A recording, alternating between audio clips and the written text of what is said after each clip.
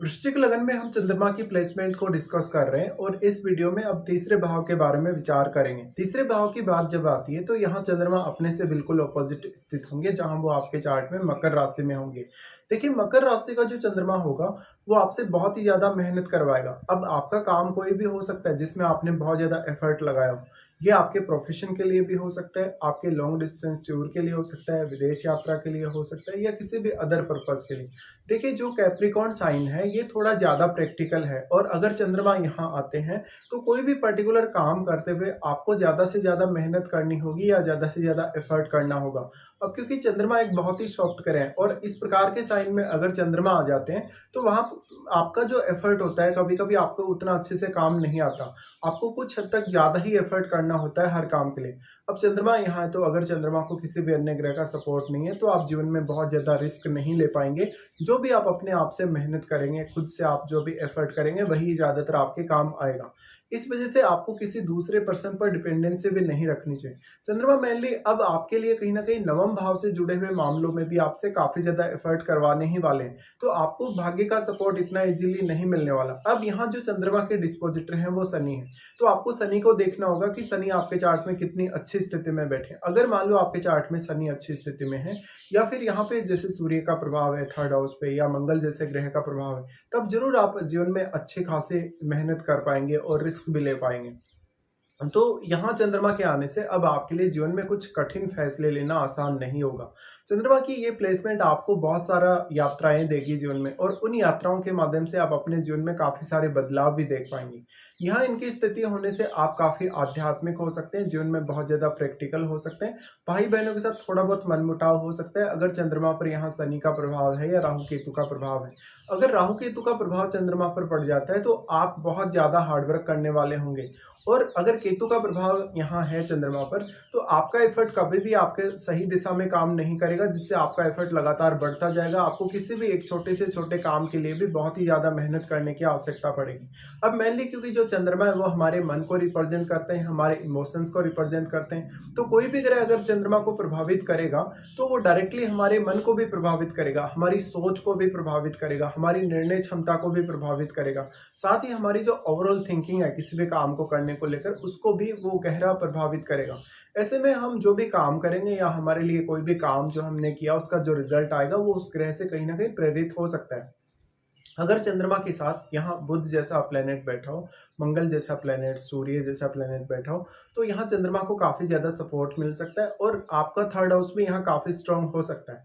अब जो third house है वो एक्चुअल में आपका स्वयं का एफर्ट है। स्वयं का एफर्ट होने की वजह से आपको अगर अपना भाग्य जगाना है या आपको अपने भाग्य से सपोर्ट प्राप्त करना है तो आपको सब कुछ खुद ही करना होगा, यानी जितनी भी मेहनत करनी होगी खुद ही करनी होगी।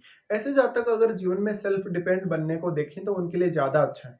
अब यहाँ चंद्रमा अपने ही भाव को एस्पेक्ट कर रहे हैं, तो वैसे तो चंद्रमा बहुत ही ज्यादा सॉफ्ट ग्रह हैं लेकिन अपने भाव को एस्पेक्ट कर रहे हैं, तो यहाँ फिर सबसे बड़ा रोल आ जाता है दूसरे ग्रहों का। जो भी ग्रह चंद्रमा पर अपना प्रभाव डालेंगे, चंद्रमा पर कोई भी ग्रह जब युति के द्वारा प्रभाव डालेगा या दृष्टि संबंध के द्वारा प्रभाव डालेगा तो प्रभाव दोनों ही तरीके से काफी स्ट्रॉन्ग पड़ेगा। वैसे तो हम किसी भी ग्रह पर युति का प्रभाव ही सबसे ज्यादा मानते हैं, लेकिन चंद्रमा के केस में अगर चंद्रमा पर कोई अन्य ग्रह अपनी दृष्टि का भी प्रभाव डालेगा तो वो प्रभाव भी चंद्रमा पर आपको काफी स्ट्रांगली देखने को मिलेगा।